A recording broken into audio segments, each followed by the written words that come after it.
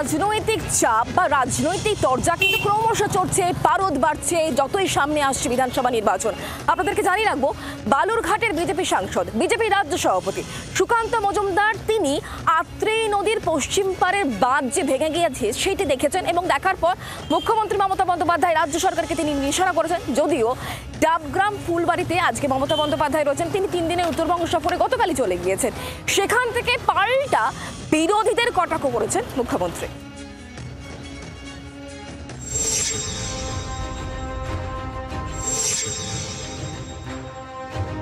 কিছুদিন আগে ভেঙে যায় আত্রেইর পশ্চিম পাড়ের বাঁধের বড় অংশ। সেই অংশের মেরামতির কাজ চলছিল, তার মধ্যেই মঙ্গলবার ভেঙে পড়ল কংক্রিটের মূল বাঁধ। গত কয়েকদিন ধরেই জল বাড়ছিল আত্রেইতে। সোমবার রাতে জলের চাপে বাঁধে ফাটল ধরে। এরপর মঙ্গলবার স্বল্প উচ্চতার মূল বাঁধের বড় অংশ ভেঙে পড়ে।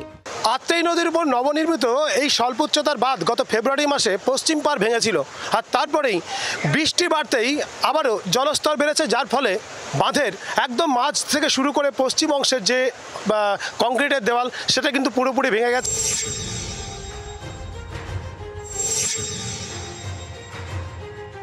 এদিন ঘটনাস্থলে যান বালুরঘাটের সাংসদ, বিজেপির রাজ্য সভাপতি সুকান্ত মজুমদার। গ্রামবাসীদের সঙ্গে কথা বলেন তিনি। পরে সোশ্যাল মিডিয়ায় মুখ্যমন্ত্রীর উদ্দেশ্যে তোপ দাগেন সুকান্ত মজুমদার। এক্স হ্যান্ডেলে লেখেন, আত্রেই নদীর ওপর কংক্রিট নির্মিত লো ড্যাম ভেঙে পড়ার পর সরাসরি ঘটনাস্থলে পৌঁছে সম্পূর্ণ পরিস্থিতি দেখলাম এবং নদীর পাশে বসবাসকারী মানুষের সঙ্গে কথা বললাম।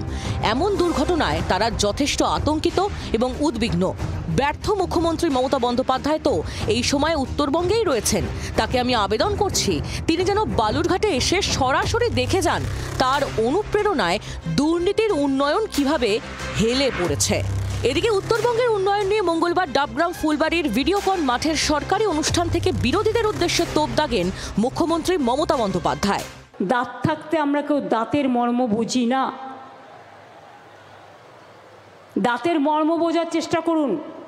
মমতা ব্যানার্জির বিরোধিতা করতে গিয়ে সারাক্ষণ পশ্চিমবঙ্গ সরকারকে গালাগালি দিন আর বাংলাটাকে অপমান করুন।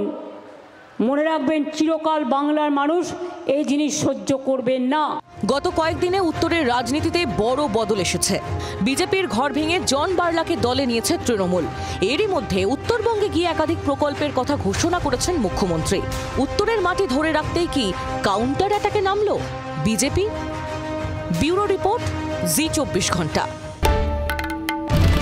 বাংলার আওয়াজ, বাঙালির আবেগ, জি24 ঘন্টা।